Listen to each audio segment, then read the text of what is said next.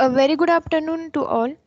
It gives me immense pleasure to introduce you all to another eminent speaker, Dr. Balaji Vakure sir. Dr. Balaji Vakure sir is presently working as a principal of Vilasrao Deshmukh Foundation Group of Institutions, Vidya School of Pharmacy, Latur, since last 11 years. Sir had pursued his doctoral degree in pharmaceutical sciences from Shivaji University, Kolhapur, and completed his post-graduation in field of pharmaceutics from the School of Pharmacy, SRDM University, Nanded. Sir is a dynamic professional with around 17 years of rich experience in pharmaceutical formulations. Sir is working as an academic and administrative professional in well-reputed organizations. Sir has an excellent analytical, troubleshooting, interpersonal, and presentation skills with proven ability in driving numerous quality enhancement and process improvement initiatives across the career. Sir has published around 15 publications, 2 books for oral presentation and 14 poster presentation. Also, Sir is a lifetime member of Association of Pharmaceutical Teachers of India. With this brief introduction, on behalf of Bharati Vidyapeeth College of Pharmacy, Kolhapur, we once again welcome you, sir. Now we kindly request Dr. Balaji Vakure, sir, to proceed with his session on understanding Q8, Q9, and Q10 guidelines. Good afternoon, everyone. Good afternoon, sir. Yeah. So first of all, I welcome all the dignitaries, all the intellectuals to this virtual gala. Actually, due to this unprecedented time of COVID-19, we are gathering on the virtual platform, and it is immense pleasure to address such gathering, which is based upon the quality concept. So first of all, I congratulate and express my gratitude to the organizer, the college administration, and especially Dr. Neela ma'am to invite us for this session. Dear all, we know that in everyday life, the quality is a very important aspects. When we talk about the business need or customer need, we are always checking for the quality aspect that it might be quality services or quality products. But when we talk about the pharmaceutical product, quality is very different aspects. So when we talk about the quality in general, it is a very essential attribute to offer the services and the product to the customer. But in our case, naturally, the customers are the patients.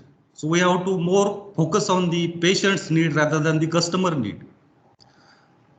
So I think there might be session on the pharmaceutical quality systems by the other eminent speaker.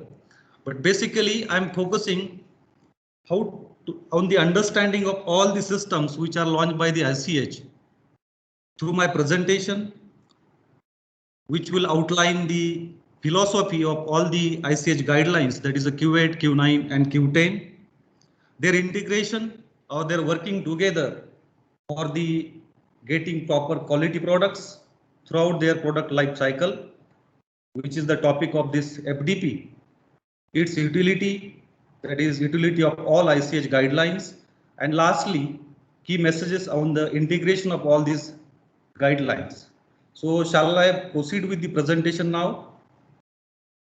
Yes, sir. Thank you. You can start sharing your slides, sir.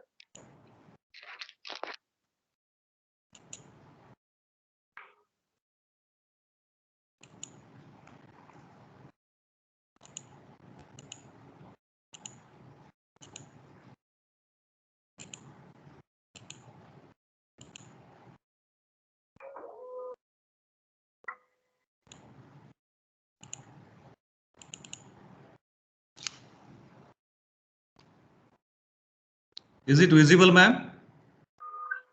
Yes, sir, it is visible, sir. Okay. So starting with the understanding of ICH, that is International Conference on Harmonization, that is Q8, Q9, Q10 guidelines. Before proceeding with the understanding and philosophy of these guidelines, it is very necessary to understand the quality. As we know that in the last 1 month, we are eagerly waiting for the launch of iPhone 13. That is a very good example. That is a phone electronic device gadget by the Apple company, Apple Inc. So when we observe the things in an open market, we are getting the ripened apple with a 200 rupees kg per kg. And when we understand the price of this Apple iPhone, it is costing around 100,000. So why this differentiation? This black eaten apple, which is the iconic logo of Apple Inc. So there is one theory, there is one story behind this Apple Inc. So that Apple company, which is established by Steve Jobs long back, and they have put forth one logo that is a symbol, that is a black beaten apple. So when we talk about this black beaten apple versus the readily naturally ripened apple available in the market, so it seems that this black beaten apple, which is available as electronic gadget, it signifies the quality as well as knowledge. In the past, in the ancestral history, this apple, it is an identifier, it is a symbolizes the knowledge. In the Adam and Eve story, the Eve, she interested to chop that apple, which is the fruit of knowledge. So based upon this, the Steve Jobs, he developed that logo, and now that logo become the unparalleled iconic symbol of Apple. So during last 30 years of journey of the quality product and the knowledge base, they have developed, they have evolved their quality with the technology, and that is available in the market. So when we consider the same quality concept in the pharmaceutical segment, because when we talk about the formulation and then the final finished product, there is a big journey of the product through its quality life cycle, and it is very necessary to understand the philosophy which is governed by the ICH through its various guidelines. Basically, this QVAT guideline, it speak about the formulation development, product development. Q9, it talks about risk management, that is quality risk management, and eventually that Q10 is the pharmaceutical quality systems. So here this PQS, that is the quality systems, pharmaceutical quality system, it complement both the guidelines, that is the Q8 and Q9. So we'll, without further ado, we'll move to the slides, that is a presentation, so which talks about its outline. The outline of this presentation, it's prescribe the goals and objective, why there is a need to understand these various guidelines, ICH, Q8, Q9, Q10 guidelines, its philosophy, and how these all guidelines are working together throughout the product life cycle, its utility, and finally, there is a key message, and the session is concluded with one conclusion. Goal and objective of this presentation, it is intended to outline the linkage between all these three guidelines and how they are interconnected and working together. Surely this will provide training on the integrated implementation of these three guidelines. It allows the participant to share implementation strategies and experiences, seek participants' input, and identifies implementation issues and concerns. So basically, when we talk independently only Q8 guidelines, Q9 guidelines and Q10 guidelines, so you will get little bit confusion how these guidelines are complementary to each other, how they are working together, how they are focusing towards the quality of the pharmaceutical product. So these are the goals and objectives which are outlined for this presentation. So when we consider these ICH, Q8, Q9, Q10 guidelines, which are formulated in November 2008, 2005 and 2008. So all these guidelines, they provide high level of guidance, which is not prescriptive. It is a science and risk-based approach. It encourages systematic approaches for the quality, which is applicable over entire product life cycle. Rather than the specific segment of the formulation, it applies over entire product life cycle. It is intended to work together to enhance pharmaceutical quality product. So only the Q8, which is now the conventional Q8, Q8R2 is developed as a QBD approach. Q9 is related with the quality risk management, and Q10 is the pharmaceutical quality systems. All three together, they are surely important for the quality of the pharmaceutical products. So one by one, moving forward with the first ICH Q8 guideline, that is pharmaceutical development. These guidelines, it describes science and risk-based approach, which is a modern approach based upon the science, its knowledge. Approach is the risk for the pharmaceutical product and manufacturing processes and its development. It introduced the concept of design space. This is a new thing which is nowadays adopted by the pharmaceutical industry, that is development of design space. It will have a separate presentation for the design space, but now it is incorporated as the part of this Q8 guidelines. These provide the flexible regulatory approaches. Q8 guidelines, it introduced quality by design and provided example of QBD development approaches and design space. This Q8 R2 guidelines, they are depicted with this diagram.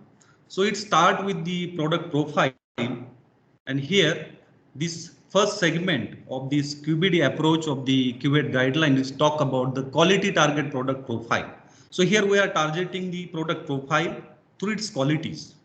Secondly, we have to determine the potential critical quality attributes, that is the CQAs. Then link all raw material attributes and various process parameters which are needed during the process development or the product development to CQAs and perform risk assessment. So there is risk assessment part is also involved along with this Q8.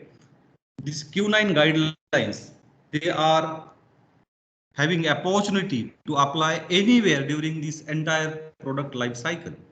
Then there is a need to develop design space. This part is optional. It is not mandatory to perform the design space. Even when the manufacturing scale is at large, this design space concept is not beneficial. Then need to design and implement control strategies through various control parameters. And finally, there is a need to continual verification and its improvement in the quality product life cycle, including its improvement. So this is the depiction which talks about the QBD approach, how it implemented in the pharmaceutical industry.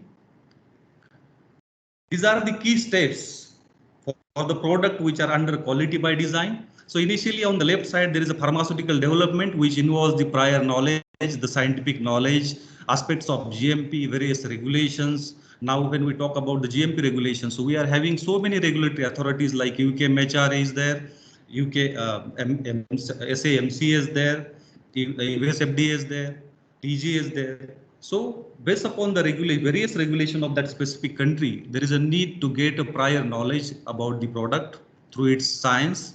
Then there is a product and process development, need to design the experiment, and at all these stages, this QRM principle, that is the Q9 systems, can be applied at any stage.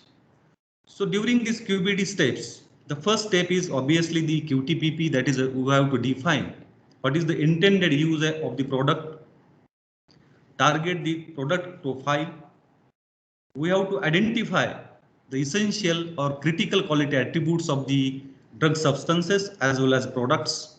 Then we have to understand the various critical process parameters, because when we are preparing any formulation, any product as a pharmaceutical product, it has to go through various processes, and the processes are categorized as either critical or non-critical processes, and we have to control these processes as a part of QBD approach. It is necessary to design to meet these CQAs using risk management and experimental studies. That is the design of experiment. The next step is the risk management. Here we have to link all raw material attributes and process parameters to CQAs and perform risk assessment methodology. Then there are opportunities by understanding the exact process and product, by developing the design space and RTRT, that is real-time release testing. And through the control strategy, you will get the marketing authorization of the product. By implementing the various quality system, that is the PQS, that is ISO guidelines, that is a Q10 guideline specifically here. And by transferring the knowledge from the lab scale to the formulation, that is a commercialization, that is a commercial manufacturing, and eventually it leads to the batch release strategy. Here we have to go with the PQS GMP with the local environment, and finally we have to make sure the continual verification and its improvement throughout the product life cycle, and you will get the quality product at the end of the story. So this is the various steps which are enumerated here under this QBD approach.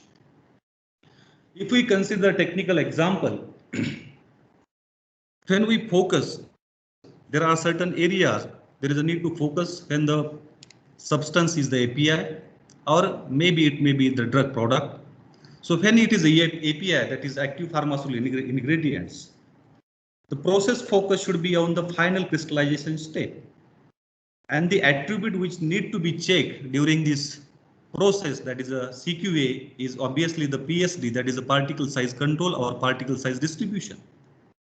Because the crystallization as a first phase in the API or its formulation development, it impact on the overall quality of the product. Secondly, when we talk about the drug products, it has to go through the various manufacturing stages, like premixing is there, size reduction is there, blending, direct compression, then it might be have the process of coating and final release to the packaging. So during the blending and direct compression methods, the quality attributes which need to be considered are the assay and content uniformity as well as dissolution studies. So in API crystallization, we have to more concern with the seed weight percentage, crystallization process, hydrolysis degradates. During blending, there is a need to understand the blending time, blending speed. Nowadays, this QBD approach, it have the involvement of the NIR, which is attached to the blending instrument or blender. So the endpoint of the blending, the exact endpoint of the blending is determined through the NIR system. That is a near IR system. In conventional system, we are just controlling the speed and the specific time limit. That is, it may be 5 to 10 minutes or 5 to 7 minutes. And based upon that time duration, we are thinking or we are concluding that the blend is ready for the compression. So in the QBD approach, in contrast to the conventional system, nowadays, this process control is having the presence of PLCs, SCADAs, which is the part of instrumentation into instrumentation engineering. But nowadays we have this NIR system which are incorporated to the blenders. The next stage, that is a compression, that's compression of this blend which is available for the compression. So in this compression area or that stage, we need to focus on the various parameters, specifically weight variation. When we talk about the weight variation, there is a need to assess these tablets, directly compressible tablet, for its weight variation, which eventually or ultimately leads to the quality of the product. Hardness of the tablet is also essential to consider during compression. And finally, the RTRT, that is real-time release testing. And here we have to conduct various assays, content uniformity and dissolution. Nowadays, for RTRT parameters, we are using HPLC to know the content uniformity of the formulation. So this is a technical example and the various attributes to which we have to focus during the formulation studies. Next, when we think this process and its analysis, that is a process step analysis for the QBD. So for example, it starts with the firstly risk assessment. We have to assess the risk, we have to control the risk, we have to review the risk. So these Q9 guidelines are ultimately also part, or it is a complement to the Q8 guidelines.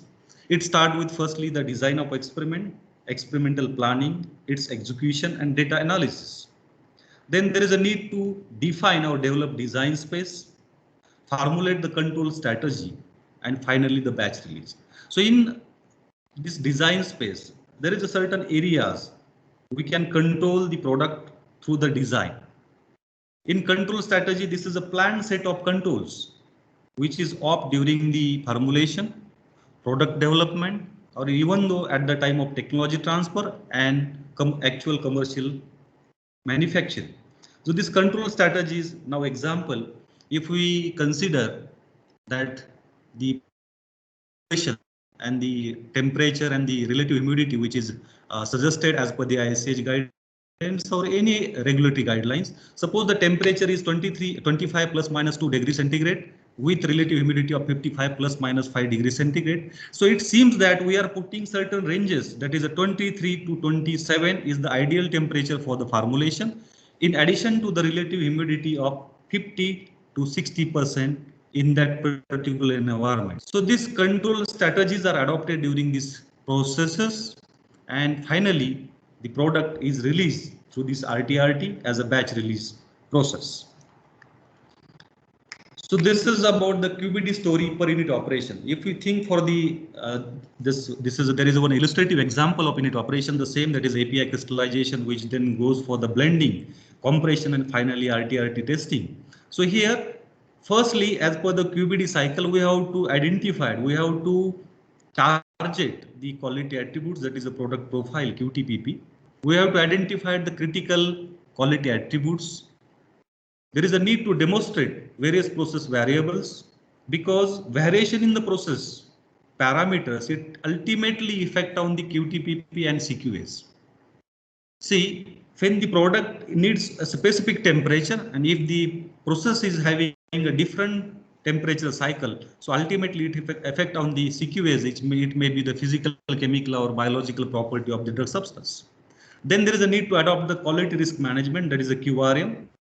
So these are the opportunities where we can adopt this QRM, that is Q9 guidelines. Then there is a need to design the experiment, develop this design space, control strategy, and batch release.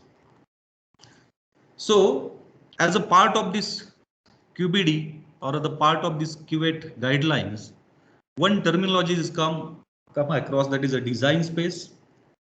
Actually, this is not a mandatory to have a design space, but also there is no regulatory requirement to have a design space. It is optional. It is not mandatory to have this such a space. This DS, it illustrates the basic understanding of parameter interaction and provides manufacturing flexibility.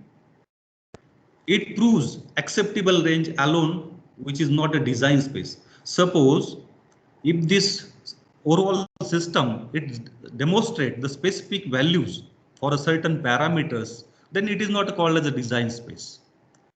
At the same time, this design space, it includes critical as well as non-critical parameters. So when we outline the entire tablet manufacturing, when it start with the premixing to the final coating and packaging, it have a number of ample of critical as well as non-critical parameters. Example, suppose the mixing, simple mixing or premixing, it is non-critical process, non-critical parameter. But at the same time, the drying temperature, blending time, blending speed, crystallization, these are the critical processes. And there is a need to control these processes during the formulation studies. This design space, it should be verified and it must be operational at full scale. But when we talk about the full manufacturing scale, which is a proven, which is well established, in that case, there is no need to develop the design space, because the manufacturing is relies at its commercial scale. There are many options which are exist for how and where to present the design space. Next. So these are the different steps in development of design space. Firstly, we have to consider the quality target product profile in establishing the design space.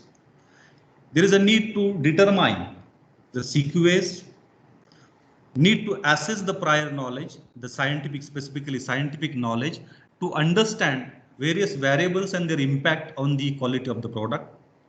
We need to understand the scientific principles and historical experiences. There is a need to perform initial risk assessment of manufacturing process, which are relative to CQAs, to identify the high risk manufacturing steps. Because in a manufacturing, there are certain stages which are having high risk. In overall product quality management, the risks are never get ignored, but they can, or even they cannot be prevented, but they can be controlled. whether it may be high risk, medium risk or low risk. After that, there is a one step to conduct the design of experiments, evaluate the available experimental data. If needed, to conduct additional experiment or analysis as and when required, it should be conducted during this design space process. This is a simple illustration or depiction from the case study, how this design space is depicted. On this diagram, we have plotted pressure versus temperature. These are the two parameters which are considered during the compression process. So here, this large square, it shows the ranges which are tested during the design of experiment. All the ranges, that is suppose highest value of pressure, the highest temperatures, and these all ranges are tested in the DOE. But this red area, which is depicted here as a red or highlighted as a red, it shows point of failure. So there is no concern to consider that values or that process parameters during the designing or during the development of design space. Whereas this green area, it shows the point of success. So now in this green area also, we have mentioned the specific rectangular by using certain ranges. This portion of design space is not utilized, but the benefit is in the simplicity of presentation. We can consider any area of the design space out of this green oval, but for the simplicity of the presentation, that green square is presented here, and this design space is need to be developed during the QBD approach. The next part, which is discussed in the QBD, that is a control strategy. So what do you mean by control strategy? It is a planned set of control, because during the formulation or product development, there is a need to derive from the current product and processes and its understanding to assure process performance and product quality. These controls, the various controls, it includes the parameters, attributes which are related to drug substance as well as to the drug product. So all attributes, all parameters or characteristics are the part of control. Various facilities and equipment operating conditions, in-process controls, finished product specification, and the associated methods and frequency of monitoring and control are the part of control strategy. There are certain terminologies which are need to be understand to get the thorough knowledge about the QBD. So there is one term, that is a critical quality attributes, CQA. These are the physical, chemical and biological or maybe microbiological property or characteristics that should be within an appropriate limits or range or distribution to ensure the desired product quality. So all physicochemical properties, biological properties and microbiological property of both drug as well as the finished formulation, it should be within an appropriate limits. So these are created as a critical quality attributes. The next one is the critical process parameter, that is a CPP. These are the various process parameters. So during the drying process, there are certain parameters. During compression, there are certain parameters need to be controlled, and variation in these parameters eventually impacting on the critical quality attributes, and therefore it should be monitored or controlled to ensure the process which produces the desired quality. So during any process, formulation, maybe technology transfer, product development, all processes need to be controlled so that there should not be any impact on the critical quality attributes of the drug or pharmaceutical product. The next definition, next terminology which need to be understood, that is in-process control, or it is simply called as a process control. I already shared that there are so many systems which is nowadays developed for the process control based upon the PLC, SCADA. So these are the simply checks which are conducted during the production in order to monitor or if appropriate to adjust the process. Sometimes there is a need to adjust the process, need to adjust the speed, because during the flow rate, there is a need to adjust the flow rate during coating process or to ensure that the intermediate or API, that is active pharmaceutical ingredients, it must conform its specification, because before preferring any API, it is having certain criteria, certain characteristics. So it should be always in the limits, and it should always maintain its specification during entire life cycle. It is similarly applied to the drug product which is formulated by using this QBD approach. There are certain in-process tests which may be performed during the manufacturing of either the drug substance or the product rather than as part of formal battery tests which are conducted prior to the release. Normally, at the end of this product development, we are conducting many tests and then the product is released in the open market. But before that, there is a need to go with the certain in-process tests which are really needed to confirm the quality during all the processes. So that is called as an in-process test. Then real-time release testing. It is the ability to evaluate and to ensure the quality of in-process and final product based upon process data, which typically include a valid combination of measured material attributes and process control. So it is the ability of the process to evaluate and ensure the quality of in-process and final product based upon the various process data which is conducted during the QBD. Next is the process analytical technology, that is a PAT. It is a system for designing, analyzing, controlling, manufacturing through timely measurement. So timely measurement of all critical aspects, performances or performance attributes of raw as well as finished product in process material and various processes with the goal of ensuring final quality, product quality. So these are the timely measurements, because during the entire product formulation, there is a need to control various quality attributes that is done by this PAT as a process analytical technology. After getting the understanding what is a QAT, QAT is basically pharmaceutical product development. Nowadays it is having the incorporation of this QBD approach. It is having optionally the design space, control strategies, and finally the continual improvement. Then the next ICH guideline, that is ICH Q9 guidelines, which is related with the risk, quality risk management, or it is also renamed as a QRM in the pharmaceutical industry.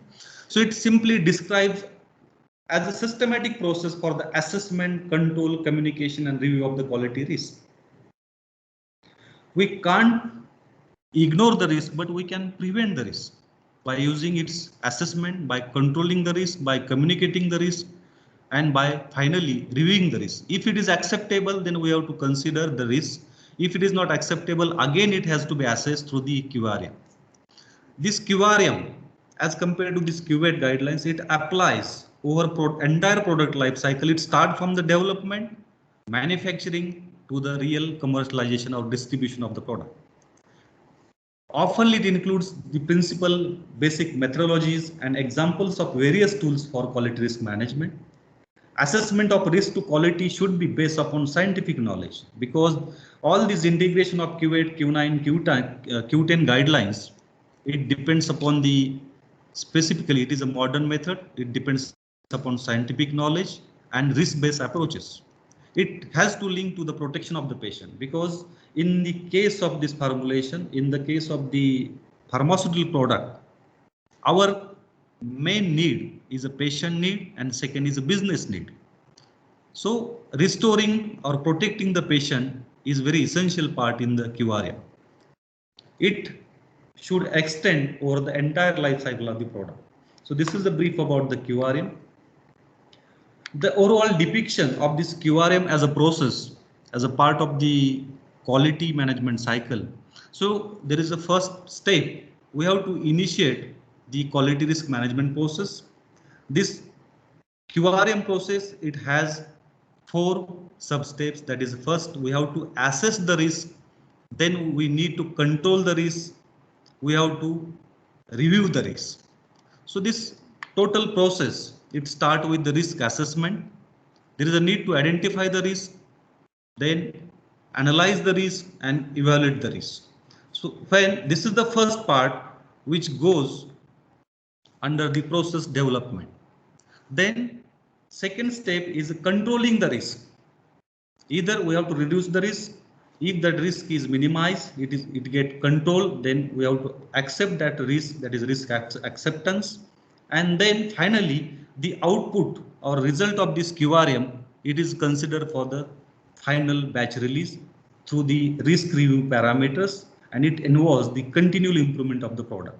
So overall, this QRM cycle or this depiction, it is understood based upon the various development. The first, process development, the formulation development or product development, we have to assess the risk first. We have to identify, analyze and evaluate the risk. In control strategy development, we have to control the risk, we have to reduce and accept it. Eventually, the result of this QRM will be considered for the considered during the manufacturing process. And lastly, the risk has to be reviewed. Eventually, it goes for the continuous improvement of the product and the batch is released in the open market. Why to use this QRM? Why it is necessary? Because integration of all these three, it has the approach of this risk management. Use of this QRM, it improves the decision making processes from the development, tech transfer, manufacturing, post approval changes, and throughout the entire product life cycle. This quality risk management is the full process. We can say QRM is the iterative process. It is a frequentative, which is based upon the statistical data, which is based upon the computational data. It is a full process during the product life cycle. Quality risk assessment, control, that is the second bit, review, and communication. These are represents only the individual step during the QRM. Utilization of QRM activities should lead to a greater assurance of quality through risk control, which facilitate the awareness of risk. We know that risk does not go away, but it can be predicted, prevented, and controlled. These QRM processes should focus on what is important to establish the manufacturing process and control and maintain them over the life cycle. It should be integrated in the PQS system, that is a Q10 guidelines. Q8, that is, if we think in a broad perspective, this PQS, that is a quality Q10 guidelines, they complement both Q8 and Q9 guidelines. This QRM, which is used by the company, can provide the regulators with a greater assurance of company's product and processes, understanding the ability to assure quality of the manufacturing product. Whereas it should be used by the regulator, both assessors and inspectors of various regulatory authorities, to guide regulatory activities independent of the industry utilization of QRM. So this provides both the company as well as regulator to assess the quality of the product.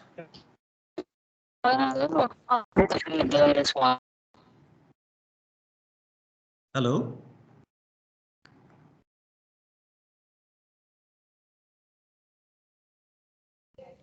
Dear participants, please mute your mic. So when we think about the basic primary principles of quality risk management, so there are two primary principles of QRM. The evaluation of risk to quality should be based upon the scientific knowledge.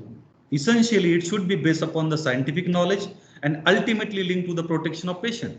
Because here in pharma segment, the customers are the patients.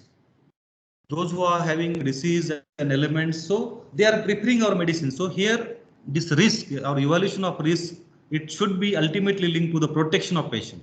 The second, the level of efforts, formalities and documentation of this QRM should be commensurate with the level of risk, whether it is high level risk or medium or low level risk. Overall QRM in the product life cycle, it starts with the patient or business need. First part is the research and clinical studies. We have to conduct the research and clinical studies.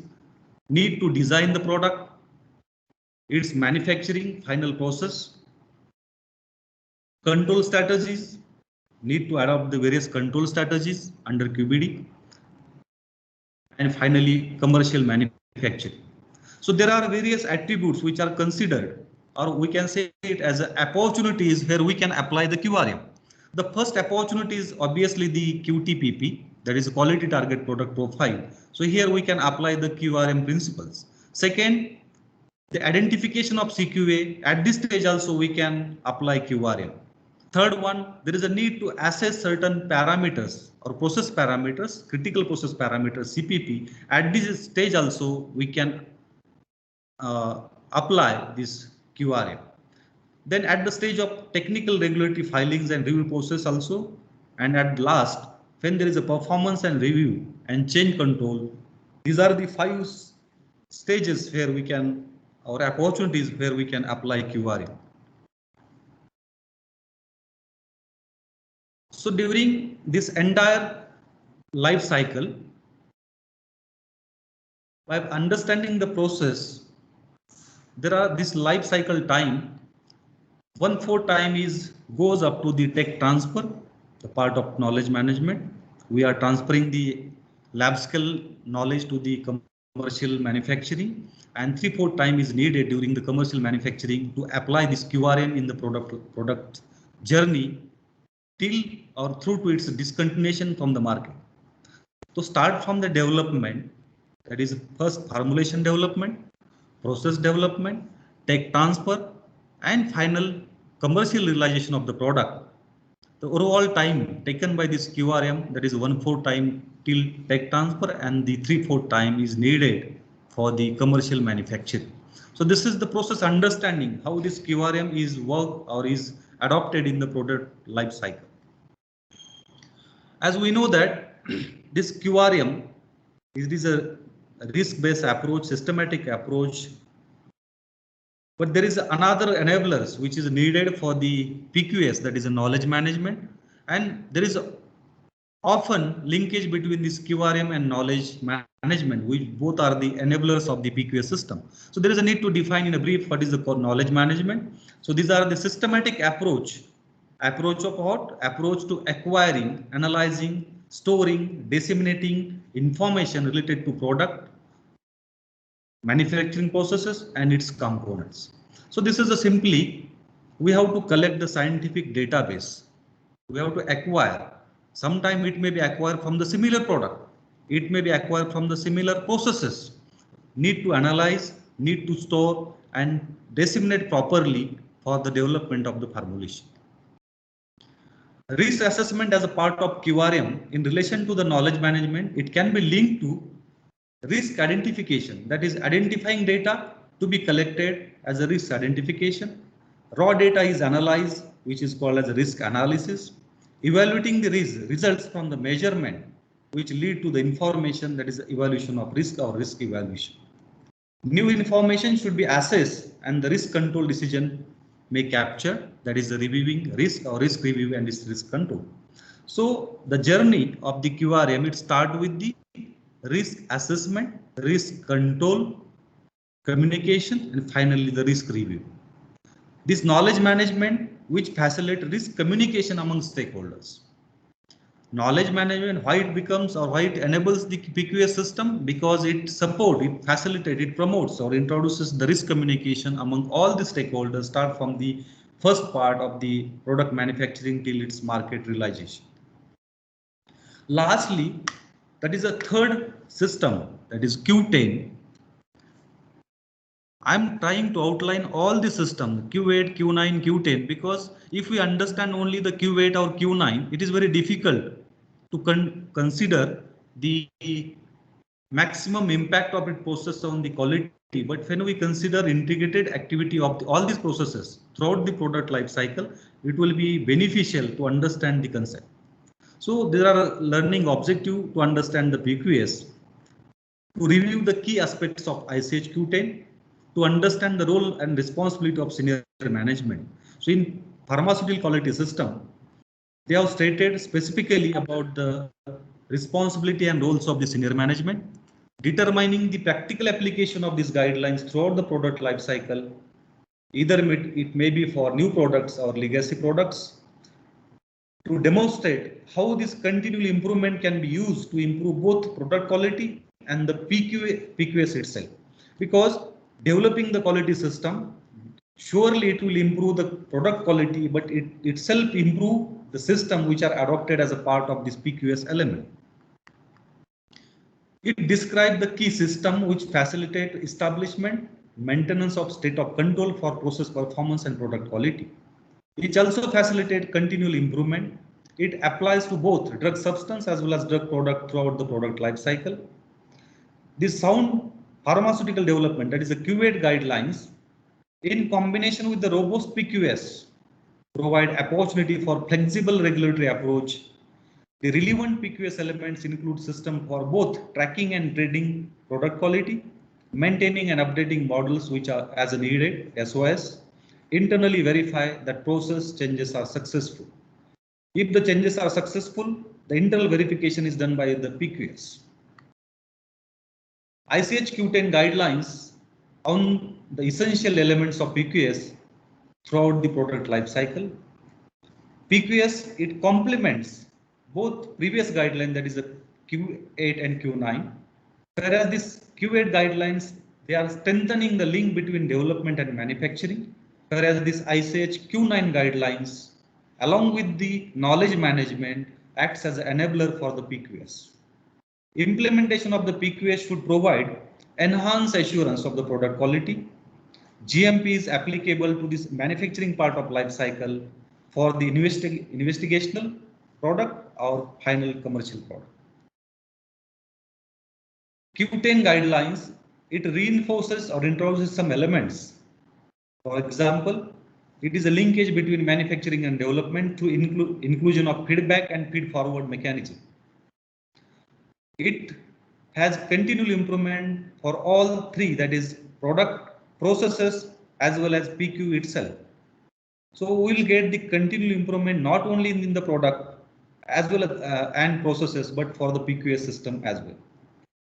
It states about the role and responsibility of senior management, quality risk management and knowledge management during this PQS system, product life cycle, that is a development through to discontinuation. So this PQS system, it is adopted start from the first formulation development and it ends to its discontinuation from the market. Even it manages the outsourcing and purchasing of material which is needed for the manufacturing. Basically,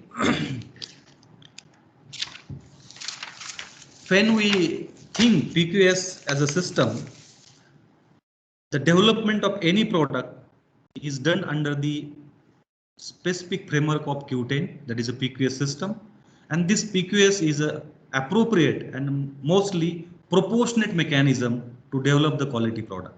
So it has the pharmaceutical development, tech transfer, commercial manufacturing, product discontinuation, and all the areas of GMP for the quality system. It also states about the management responsibilities.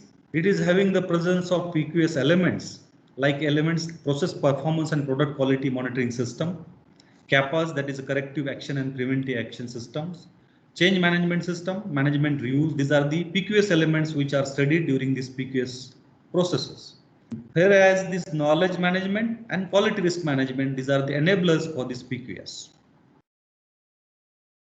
Based upon this PQS understanding, the key message for this PQS is it builds quality into the product during development, which is a fundamental. It is harmonized model of PQS based upon ISO quality management system, that is ISO 9000 series, which introduces GMP and some elements beyond GMP.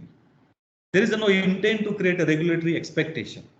It applies to drug substance, small molecules or biotech products or vaccines, finished drug products, enhanced and traditionally developed products. So this PQS system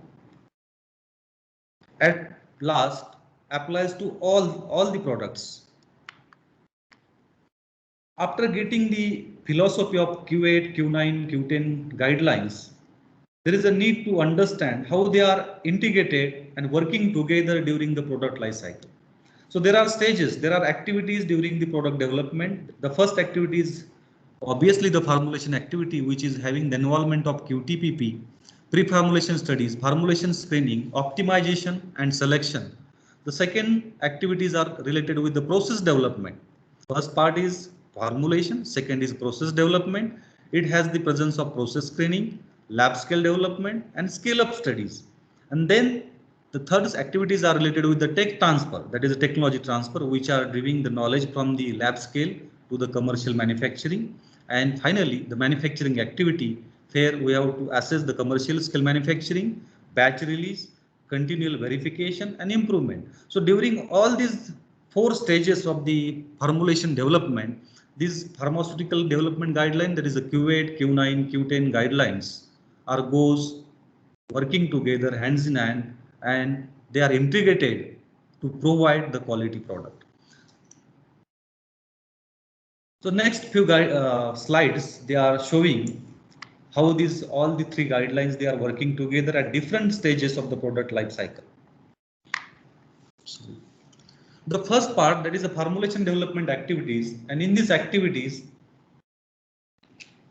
the first part is obviously the quality target product profile. So when there is an area, there is a system for the identification of the target quality product profile. So certain activities are related, which are enumerated as a part of Q8, and they are related with the clinical and non-clinical studies on drug substances, viability, pharmacokinetics and pharmacodynamic and safety issues of the drug product. So first part, when we are targeting the quality product, so Q8 guidelines which are related, which are concurrently moving onwards, are related with the drug products, its viability, because we know that only the rate is not essential, but at the same time rate and extent of the absorption is needed to show the biological response by the drug substance. There is a need to assess the pharmacokinetics, that is ADME profiling, pharmacodynamics and safety issues of the drug product, which are treated as related activity under ICH Q8 guidelines. Whereas informal and formal risk assessment to evaluate patient needs and potential medication risks are studied under the ICH Q9 guidelines. The next part, that is the pre-formulation studies. Here there is a need to characterize the drug substances for its physical properties. So in pre-formulation, naturally we are characterizing the drug product for its various physicochemical properties. We are assessing the chemical stability of drug substance, its hydrolysis degradates or degradation pathways, potential formulation interaction which are possible during the pre-formulation studies, development of various analytical tests. So these all area are related under the Q8 guidelines.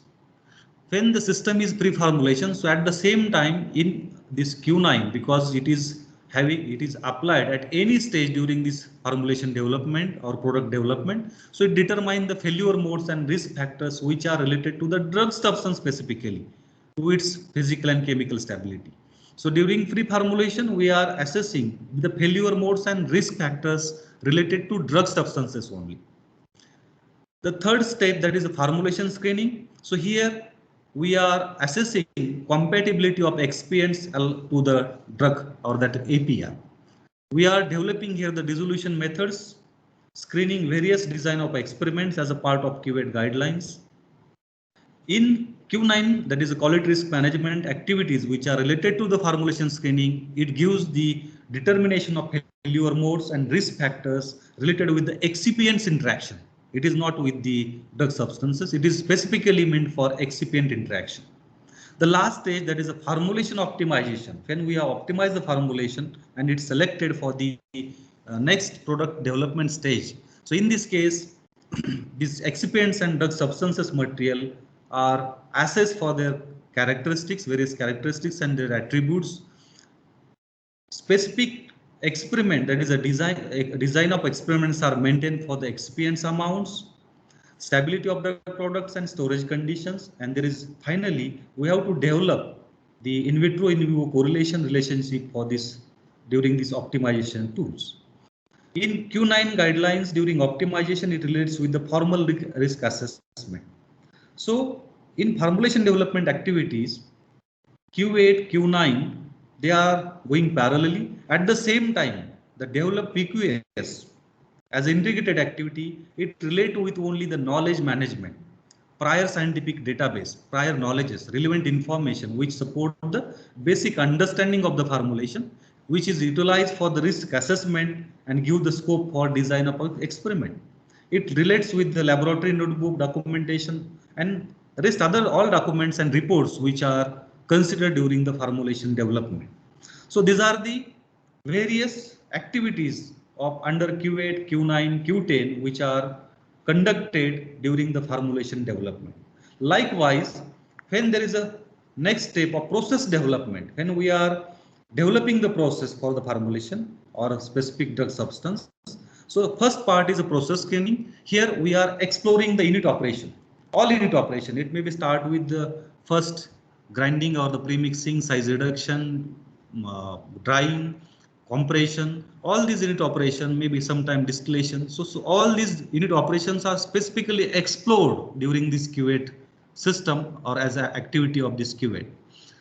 Characterization of process intermediate. Sometimes there may be development of intermediate during the various processes. So need to characterize that intermediates under QA. In Q9, need to determine various failure modes, risk factors for unit operation.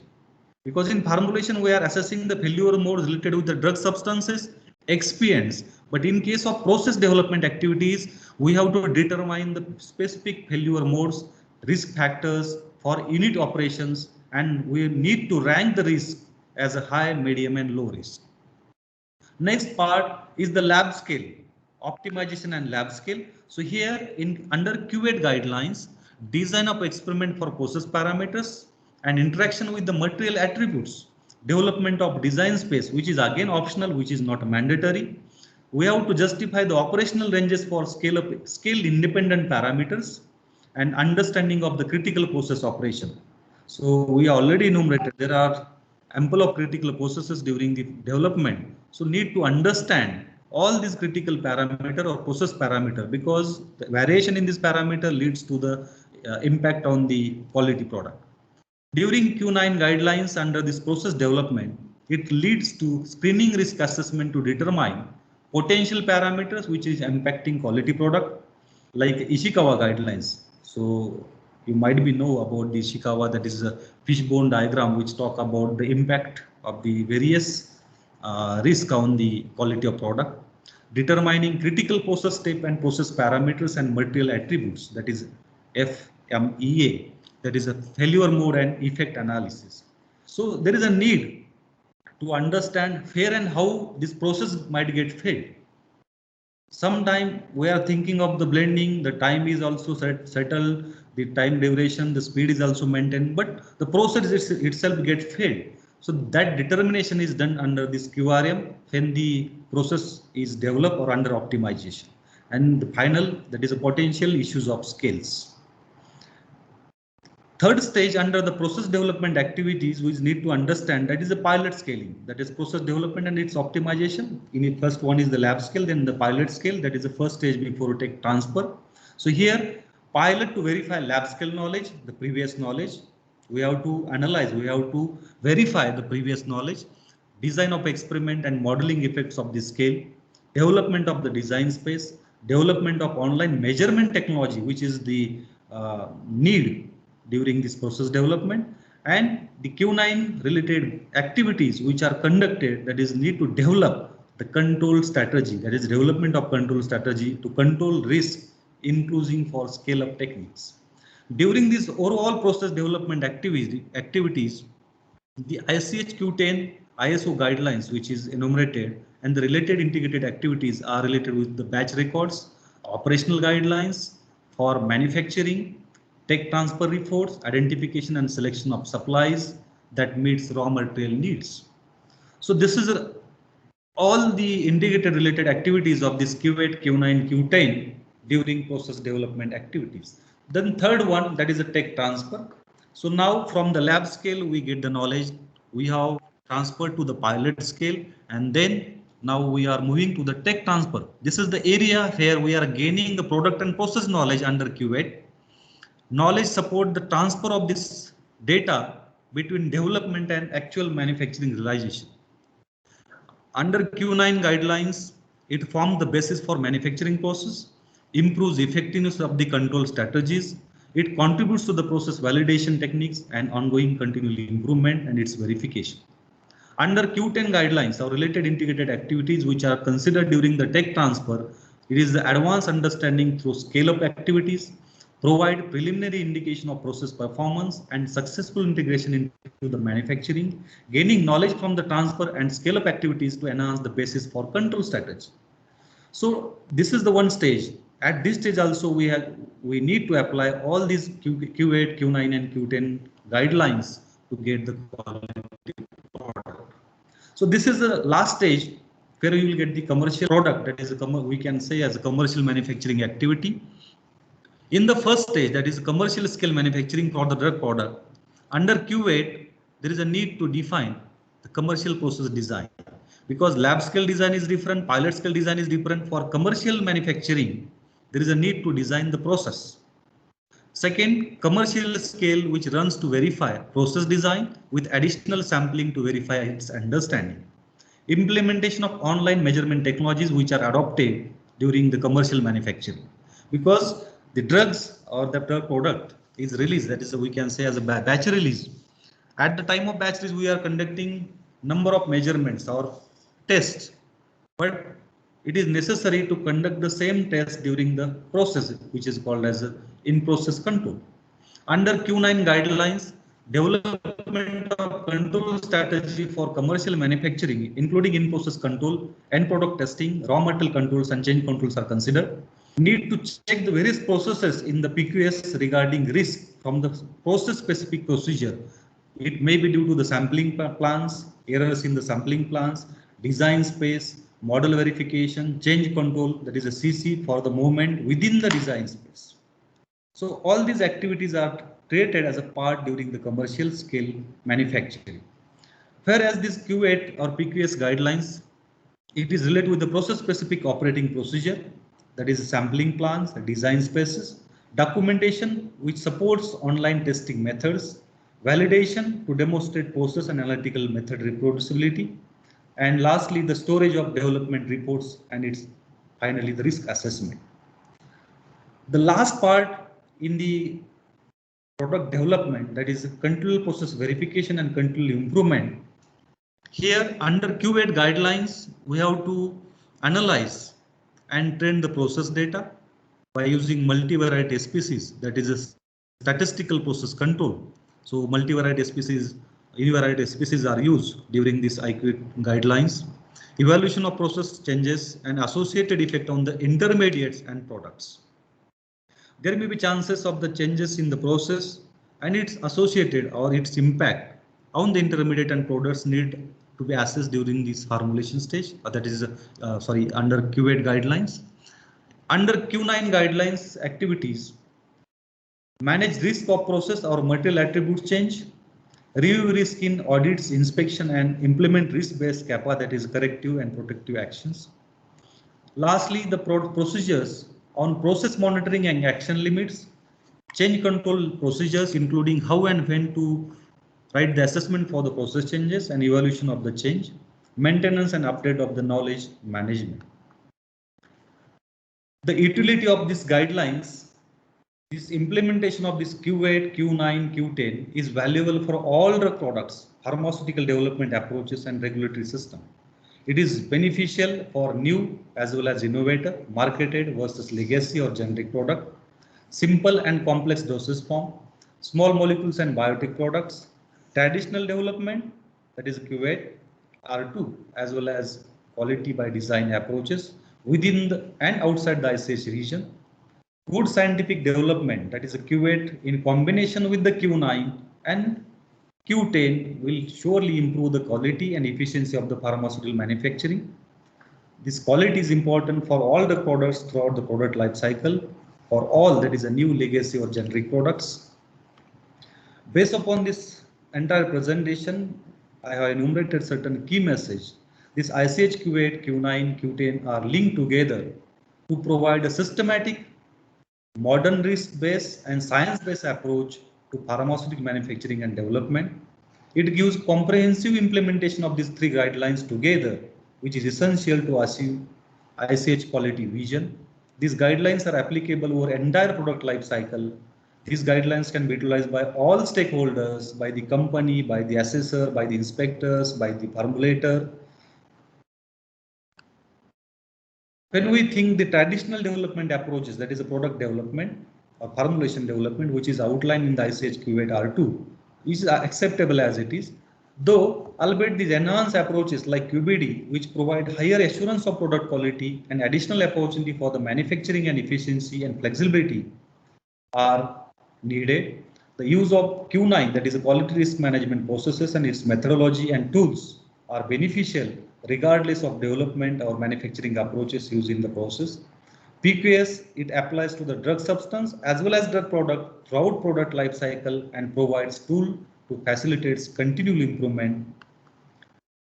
Lastly, before concluding, we have understand what is Q8, what is Q9, Q10 guidelines. Not only one guidelines is sufficient for the formulator. At the same time, all these three guidelines need to be integrated to enhance or to ensure the quality product. The goal of this presentation is to provide specific philosophy or training on the comprehensive implementation of all these three guidelines. It will provide useful information to facilitate pharmaceutical development, manufacturing, and related regulatory aspects. Before ending the session, I would like to share something.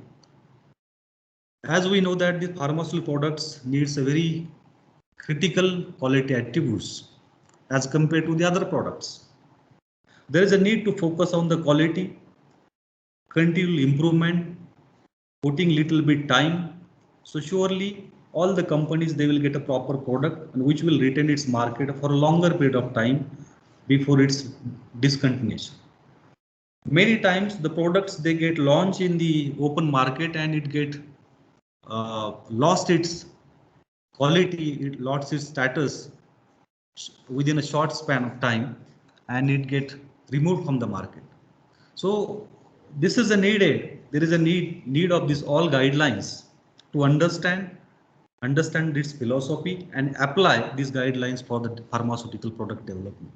So by these words, I will conclude my presentation. This is a lengthy one because when we address only the Q8 guidelines, it is one big topic. When we go for specifically only the development of DS, that is a design space, it is again one more topic. Control strategy is a separate topic, but consolidating all these Q8, Q9, Q10 guidelines and its integration in a simplified way definitely give the information about these processes which are needed for the pharmaceutical product development.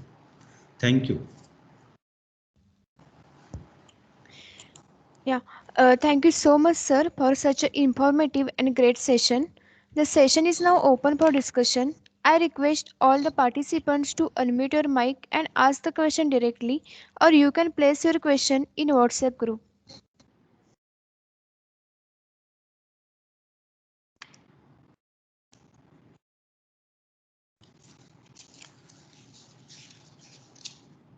There is one question from the participant, Pishwika sir. Sir, he is asking that what is our lookout of use of AI in the application of QBD approach? Very novel question. Nowadays, we are thinking about the artificial intelligence. This artificial intelligence is the tool. It is a very modern approach or modern system. It is just now applied to the electronic gadget, electronic systems, even though for the space sciences also. And we are also looking forward to have this AI application in the pharmaceutical development. Very soon we'll get the idea because developing the drug and its product through AI, surely it will be magical one and contributes as like a other approaches like a QBD, because we are based upon this QBD approach, conventional approaches. At the same time, this artificial intelligence definitely improve the formulation development as a new tool. Okay, thank you very much, sir.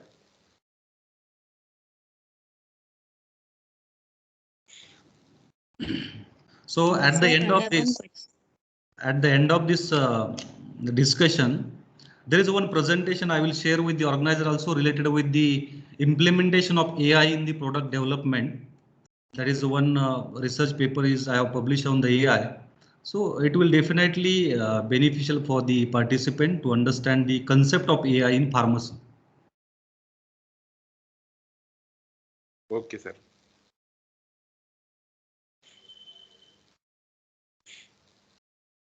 Sir, is it necessary to describe the PQS in regulatory submissions? Yes, yes. See, all these excluding only the design space, everything is needed to submit during the filing to the regulatory system, that is regulatory agencies. everything, each and everything is documented. It has to be submitted as a part of PQS. Start with the Q8, Q9 and Q10 guidelines. It is needed. Only the optional part like DS is not expected to be part of the submission. Yes, sir. On So the at basis of yes, sir. yes. So really there is a need to focus and improve the system for all type of products. There is at last, with the permission of chair, I will narrate one story which have the how to focus anything, not only the quality. If we have the proper focusing, we are improving ourselves, we are putting little bit time. Eventually at the end you will get the quality service or quality product. So there is a one principle also I have read somewhere in the book, that is FIT principle, focus, improvement and time, which is nowadays applied to the pharmaceutical process also. So focusing the quality, improving continuously and giving the proper time, you will get the final quality products. So there is one story, if I get the permission, there is a story which is based upon the Pablo Picasso, which is the... Yes, sir. Go ahead. Yeah, so he is the great artist of the big era, and this story is related with the Pablo Picasso and his one fan. So in one shopping mall, this Mr. Pablo Picasso is roaming like just one, we can say, as a to spend some time in the shop and in on the open roadside environment. So at the same time, one lady spotted him, and she just asked and shouted, "Mr. Pablo, I am a big fan of yours." Then just Mr. Pablo Picasso, he smiled and said, "Thank you, good man. Thank you for your kind words." That lady who spotted him, she asked the favor to Mr. Pablo to do something for her, that is something to each on the paper. And she is searching for the paper or piece of paper, and she handed over one tissue paper because she won't have any paper to eat something. So she simply handed over the paper to Mr. Pablo and requested for his favor to eat something on the paper. And suddenly this Pablo, he said, "Oh my good woman, I will do something as you are big fan of mine." And Mr. Pablo, he put something, he eats something on the paper within 30 seconds and handed over that piece of paper back to that lady and asked and shared with a smile, big smile, "This will worth $1 million for you." That lady flabbergasted, seeing the face of Pablo, and asked, "Mr. Pablo, how it is possible? You each something within 30 seconds. How it will worth $1 million for me?" Then Mr. Pablo Picasso, who smiled, whispered, and speak one line, which is the moral of the story. Mr. Pablo replied, "Oh my good woman, it took my 30 years to do each something within 30 seconds." This is the moral of story.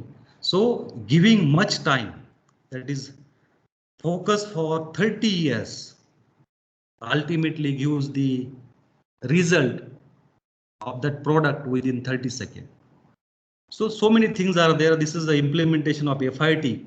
So focusing on the quality is really needed in the pharmaceutical domain. Thank you, ma'am. Thank you for permission. Thanks, sir. Yeah, Anika, go ahead with the next question. Yeah, ma'am. The next question is, sir, is a specific dedicated computerized information management system is required for the implementation of knowledge management with respect to ICH Q8, Q9 and Q10? See, this Q9, specifically this Q9 guidelines, it talks about only the quality risk management. But at the same time, this knowledge management is also needed because we are working based upon the previous knowledge. Suppose in case of the formulation development, we are assessing the information from the similar products. We are assessing information from the similar processes. Likewise, we are getting information from the lab scale before moving to the pilot scale. Then from pilot scale to tech transfer, again we are carrying certain set of information to the further process. So these all things are needed to be computed, to be complied during the submission, and this will be the part because not only the QRM, that is the QA9 guidelines, along with the knowledge management will required as a part of submission for the PQS or under PQS. So these both that knowledge management as well as the QRM itself are the enabler for the pharmaceutical quality system, that is the Q10 guidelines. Okay, thank you, sir.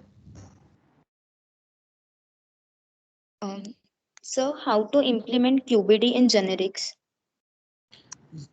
See, the specifically the QBD step or its analysis, that platform, that is QTPP, everywhere, whether it is a generic or legacy product or maybe or a modern product, in all areas we can apply QBD approach through this finding QTPP, then adopting the certain design of experiments, then controlling, developing design space, controlling strategies, and finally improving the our internal verification, which is called as a control improvement or verification. By using the same tools also we will go with the generic products. Yeah, okay, sir.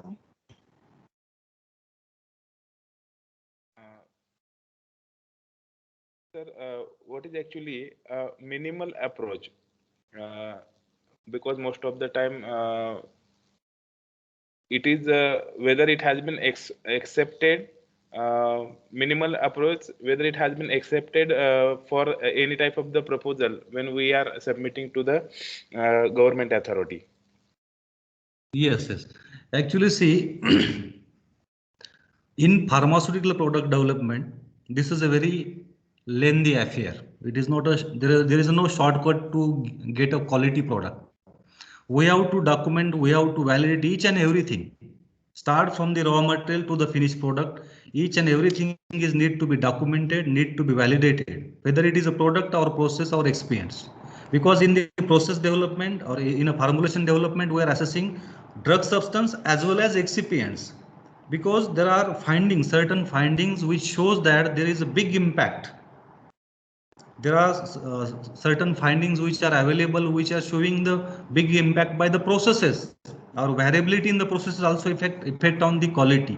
So there is no any shortcut to have the submission, instant submission, and get the instant marketing authorization. We need to go with the all the guidelines thoroughly, and we have to adapt to get the pharmaceutical product authorized in the commercial market. Okay, thank you, sir.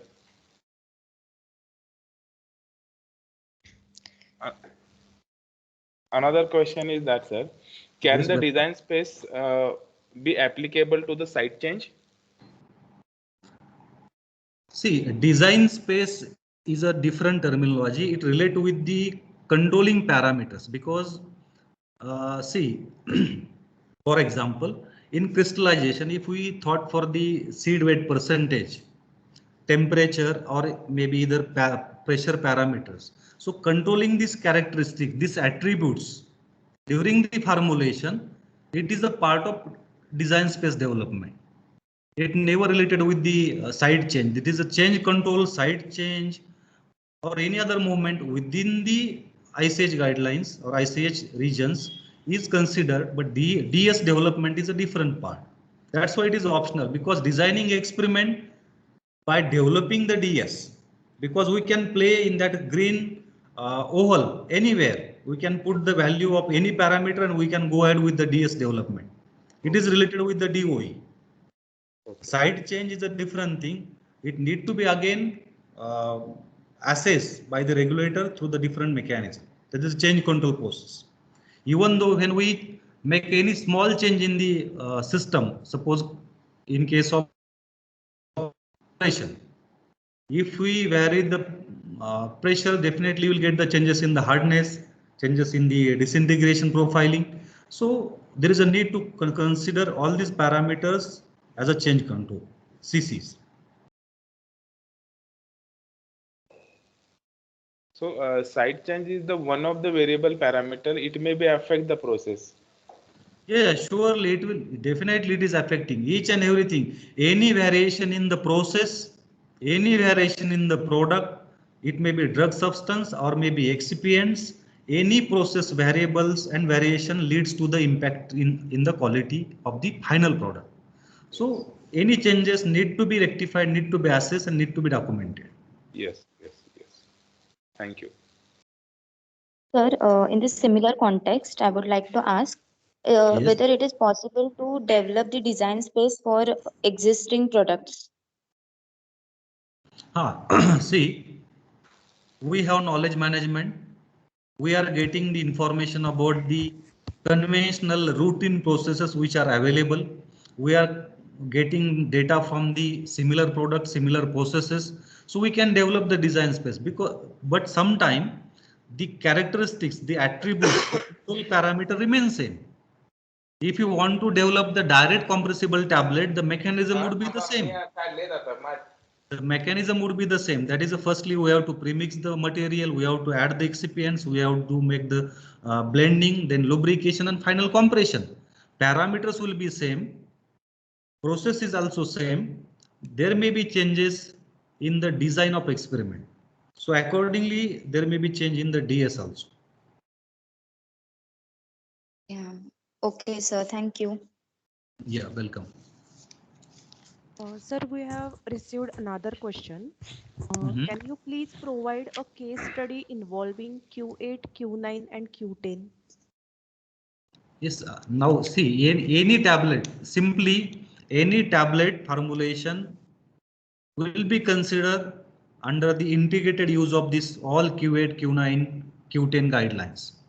Start with the formulation, then product development, tech transfer and its commercialization. During these all four stages, if we apply only simple tablets, say tablet paracetamol also, so we'll go with this all guidelines and its implementation to get a better product containing API as a acetoaminophene or paracetamol. Okay, thank you so much, sir.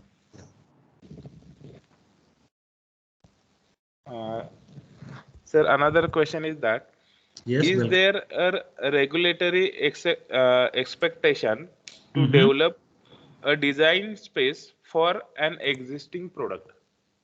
No. See, I already summarized in one slide that Yes. design space itself is an optional concept. Okay. It Yes, is yes. not mandatory to have the design space, even though if the manufacturing facility or the scale is well proven, then there is no need to go for design space. If there are certain proven ranges are seen or proven limits are already justified, in that case also there is no need to go with a DS. And that's why in the submission, anywhere in these all guidelines, there is no need to go with the DS as a separate part or part of the process. It is optional one. Okay.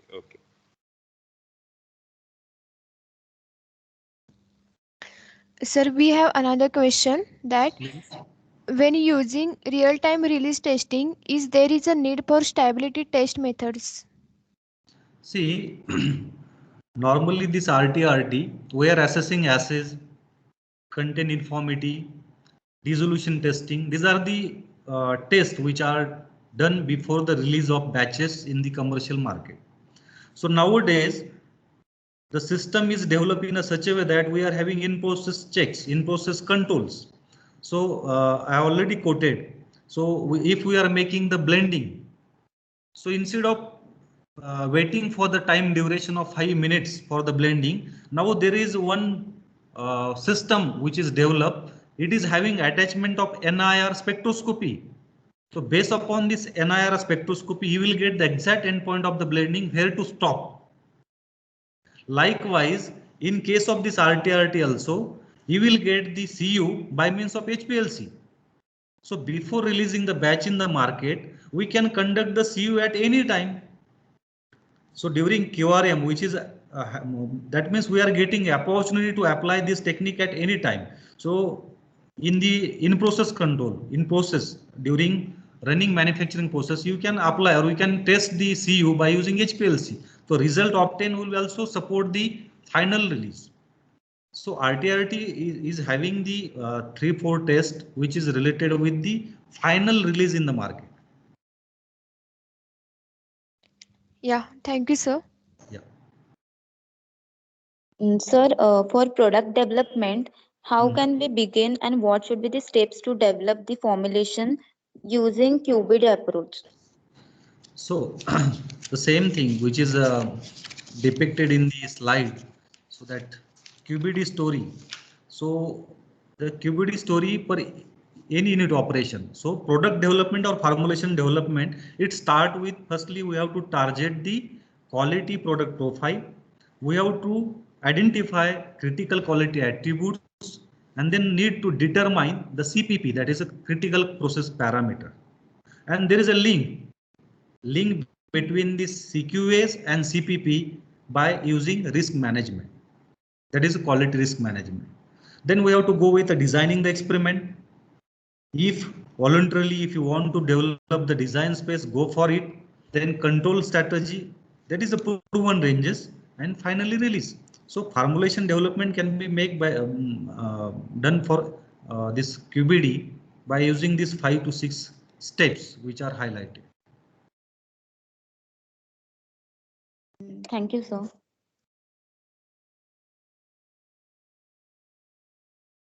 Sir, what is the difference between a real-time release and a real-time release testing? And this RTRT is itself is a real-time release testing. Both are the same terminology? Same. Okay. RTR testing or RTRT, that is Huh. the renaming, that is a short form. Normally, RTR testing is the word, but for writing in the scientific content, it is written as a RTRT. Yes.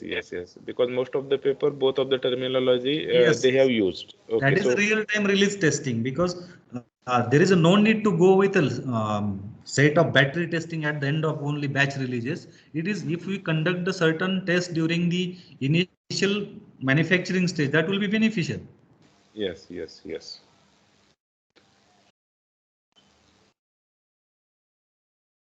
Sir, what point should be considered for control strategy? See,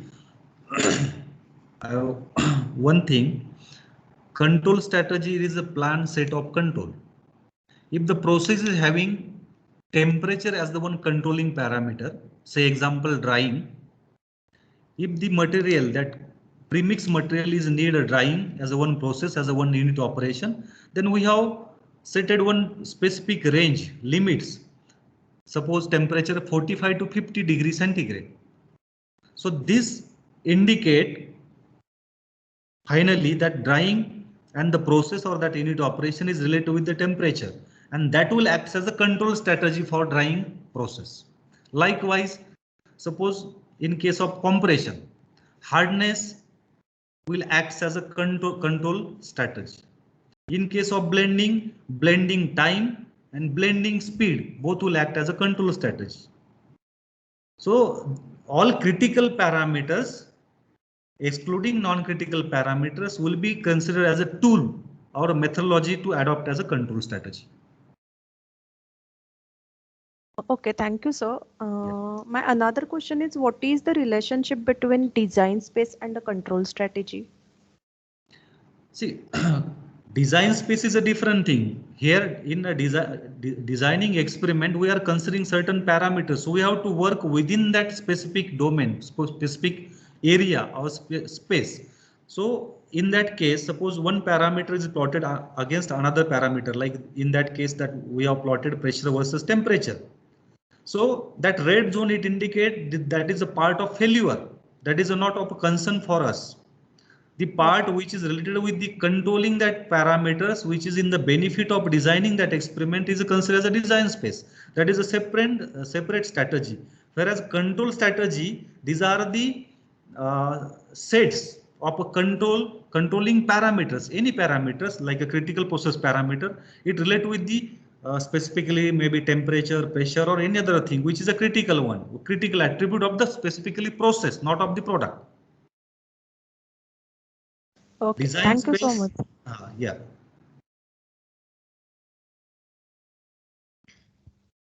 Sir, we have another question. Please. What factors should be considered while deciding CQA for formulations like tablet dosage form? See, critical quality attributes, these are basically, what is this? These are all characteristics. It may be physical, chemical, biological or microbiological characters of the drug substance. So when we are developing any formulation, there is a need to assess these all characteristics through pre-formulation studies. Then and then we will optimize the product. Suppose one drug is there which is always available in the liquid form. Is it possible to make its tablet? Answer is no. So we have to think the pre-formulation and its optimization, that is the lab scale studies or wet lab studies, should be conducted based upon the characteristics of the drug substance. In addition to that, excipient study and its characterization is also needed to formulate the product. So drug substance as well as excipients, they are also having their own interaction. So all these parameters are needed during the formulation of any doses as a pre-formulation or formulation studies. Okay, thank you, sir. Yes. So I would like to ask Yeah, that please. there are certain means whether there are certain training workshops for getting extended knowledge regarding these three ICH guidelines. Can you suggest? See, these all guidelines, because PQS, we know that they are having continual improvement in the system itself. If something new comes, we can develop, we can adopt, we can improve. So likewise, if you work in that area of this regulatory submission filings, so you will easily get the idea what to submit and how to submit, what is the process, what are the content of the submission. So these things are available on the this digital platform anywhere.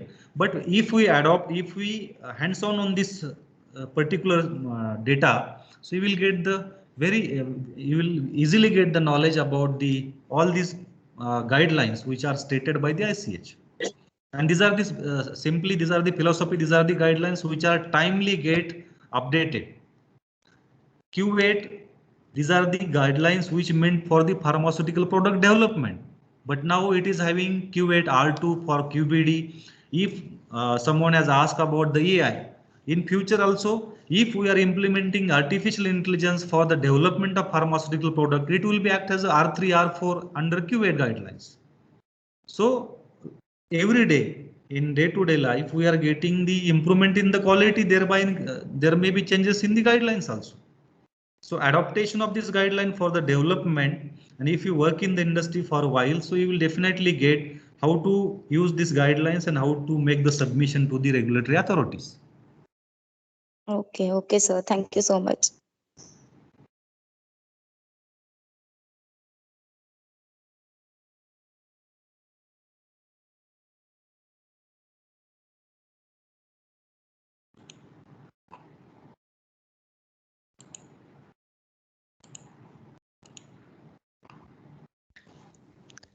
Sir, I would like to ask question.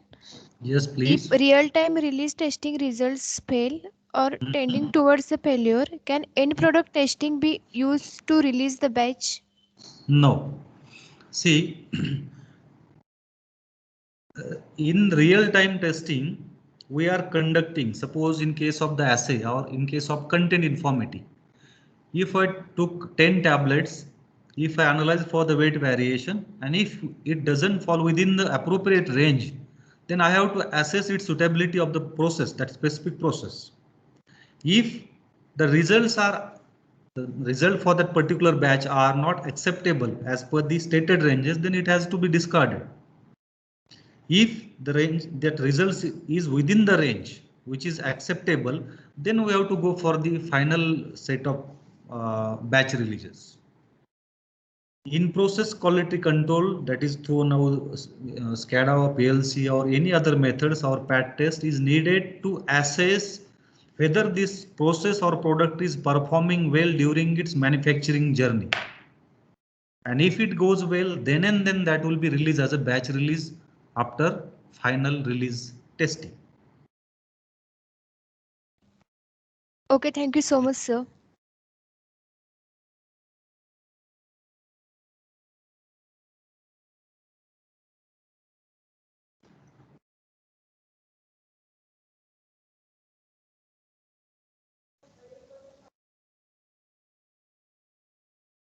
Sir? Yes. Hello, sir. Yes, please. It's just my query. As QA is a very vast subject.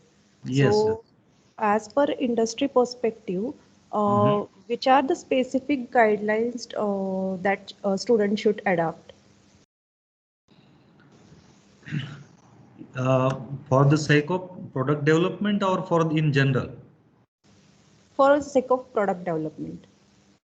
See, now if we think for the marketing product in the US, then we have to adopt all the guidelines as per the US FDA.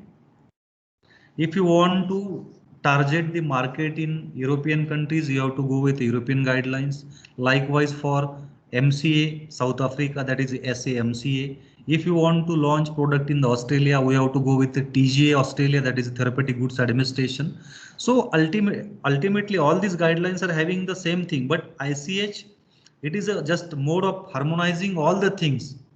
These are the better suited guidelines to adopt during the product development. But likewise, if you want, if as per our market target, we have to use.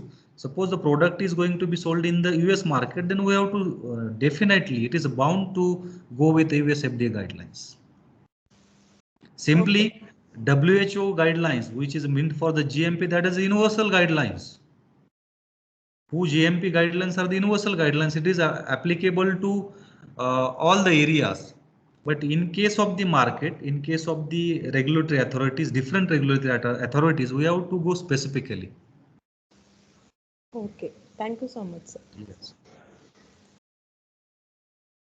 Sir, I want to ask that whether during scale up, do we have to reapply these Q8, Q9, and Q10 principles, or can we go on with modifying the parameters during scale up?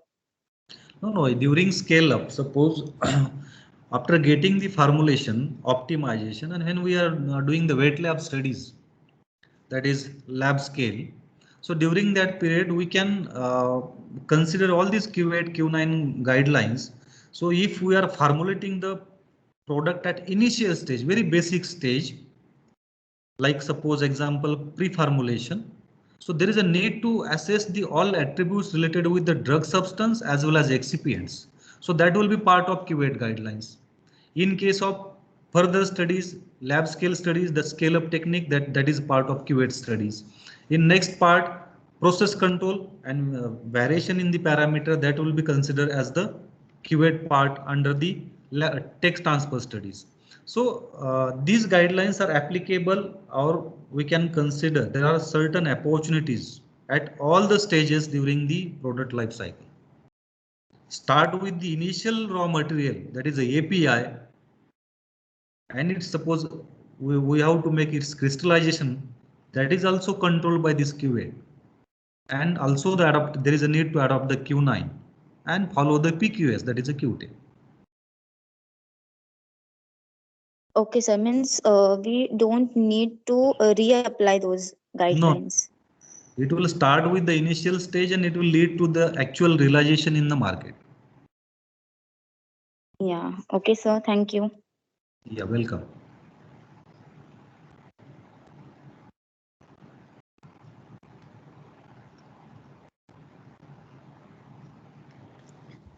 Thank you so much, Ananya, sir. you can take up the session. Yeah, ma'am. Thank you so much, sir.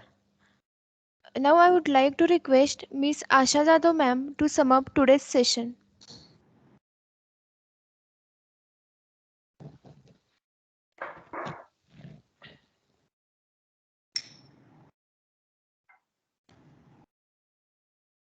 thanks to an eminent speaker, Dr. B.S. Vakure sir. First, I want to express my heartfelt thanks to Dr. Bhatia ma'am for giving me this opportunity. Thank you, ma'am. So as we see the presentation, the session delivered by Dr. Vakure sir was excellent and very informative, which obviously very useful to us as well as to our students, sir. Sir has speaked on the point like formulation of Q8, Q9 and Q10. Sir has also guided on the aspects of pharmaceutical development of Q8. Also, sir has explained the QBD approach. Also, sir had given the key steps for a product under quality by design. Also, sir has explained about the process step analysis. Further, sir has focused on design space concept. Also, he explained about the steps in development of design space. For this purpose, sir has given illustration from the case studies also. Sir has also focused on control strategies for the drug, that is in-process testing, real-time release testing, and process analytical technology. Further, sir has given enlightening on the quality risk management, that is Q9. Also, sir has discussed on why to use QRM, the linkage between QRM and knowledge management. Further, sir has given the guidance regarding pharmaceutical quality system QVET along with the key message. So with this brief, I thanks to Dr. B.S. Vakure sir for such an excellent session delivered by him. Thank you so much, sir, and we are also hoping such guidance in the forthcoming days. Thank you very much, sir. Over to you, Anga. Thank you so much, ma'am. I, Miss Anghasgekar, on behalf of Bharati Vidyapeeth College of Pharmacy, Kolhapur, take this opportunity to thank our eminent speaker for his wonderful presentation and valuable time. Thank you so much, sir. Now I request all the participants to turn on your camera so that we can have a photo with our eminent speaker.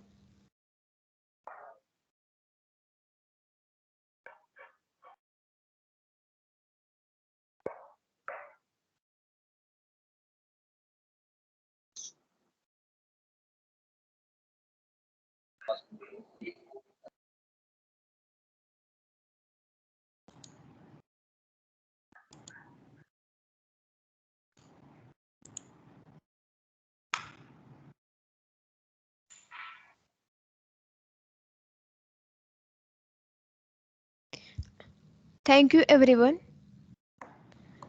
Thank you so much, Vakure sir. My pleasure, ma'am. Thank you so much. Yeah, thanks a lot for your time Yes. and extensive discussion, sir. Thank you so much. Thank you so much, ma'am. Shall I leave now? Yeah, yes, sir. Nice session, sir. Thank you. Thank you. Thank you, sir. Thank you.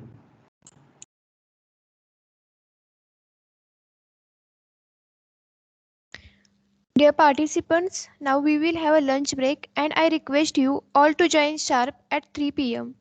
Thank you.